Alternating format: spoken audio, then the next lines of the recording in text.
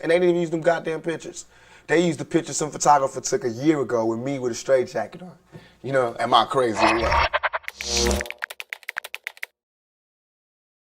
I was having concerts, they were sold out. White boys, Mexicans, blacks, and they would do whatever I said. I could tell all those people in the audience to turn around in a circle, and they would do it. I was having love, I mean, like undeniable love. And I was scared. I was scared that I would come to a town and I have the leader of the gang there telling me, what do you need? I was scared, but so was America.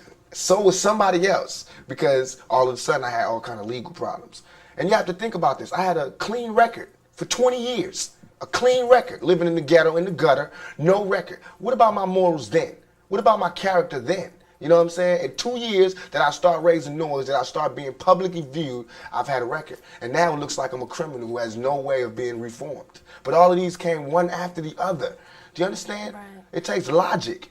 Well, what about, that's another interesting part of your past. Have you ever been incarcerated before? Have I ever been Yeah. incarcerated? No, not for longer than a day. Long enough for somebody to take me. You know, the police can arrest anybody they want, put them in jail. But if you stay there, that, you know what I'm saying, I haven't stayed anywhere. I've been arrested a lot, put in the cell, and they come and get me when I call my lawyer. You know what I'm saying? But I'm an innocent type of guy. Well, I wanted to bring up, obviously tomorrow is a big day. You're being Yeah. sentenced tomorrow. Yeah. And, we're sitting here in 24 hours, you'll know what the situation's going to be. Are you thinking about the prospect of going to jail? First, I was like, I'm not going to jail. I was like, if they try to come get me for something I didn't do, I'm going to open fire. You know what I'm saying? But I can't do that because it's not just me anymore. You know what I'm saying? That's what they expect. If I have to, if God sees it fit for me to spend time in a cell, if he wants my brain to be inside of a cage, if he's brought me so far from hell to put me here, and now he wants me to go to jail, I'll go. You know what I'm saying? If that's where I'm meant to be. But I don't think so. I don't think so. You know what I'm saying? I don't really believe in my heart that I belong in jail. I don't believe I did anything to warrant me going to jail. Okay. What do you think, if you do go to jail, is to be expected because you are a known personality? I'm going to ask to be put in solitary confinement, and I'm going to do push-ups and read books and come out weed-free, smoke-free, and with a degree or some shit. You know what I'm saying? I won't let it stop me, you know what I'm saying? But I'm not going to jail to just parlay. If I went to jail, best believe it's not like I'm going to have a problem in jail. I got love there, you know what I'm saying? I got love from thugs and the street dudes. And I can go to jail and probably organize a riot, you know what I'm saying? But that's not what I want to do. If I have to go to jail, I don't even want to be living. I want to just cease to exist for however long they have me there. And then when I come out, I'll be reborn, you know what I'm saying? I'll be taking less problems. And my mind will be sharper and the venom will be more potent, you know what I'm saying? So they shouldn't send me there. They should really try to, you know, it's like you don't throw more gasoline on the fire to put it out. Mm-hmm. What about, this is one step and there's some other, cases that are going to be coming up. What has changed for you? And you mentioned the last 2 years is when everything started to happen one after the other.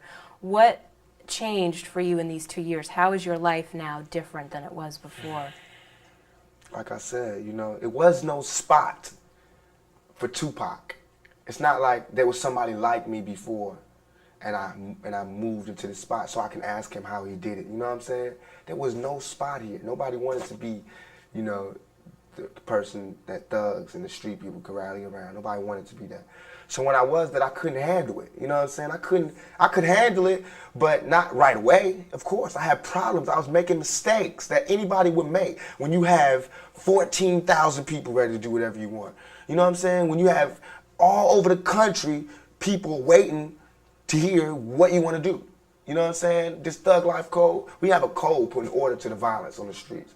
And when they all listening to you, I got people in the penitentiary, you know what I'm saying, big time OG criminals who are calling me, telling me they want me to lead their movement. I mean, I'm gonna have a problem, you know what I'm saying? I'm gonna have a small identity crisis here, you know what I'm saying? Because, like I said, I was from a single father, a single mother with no father, no male figure. Now I got every man in America who wants to take an order from me, you know what I'm saying? Who wants to know what I wanna do, or, what's my plan for young black males.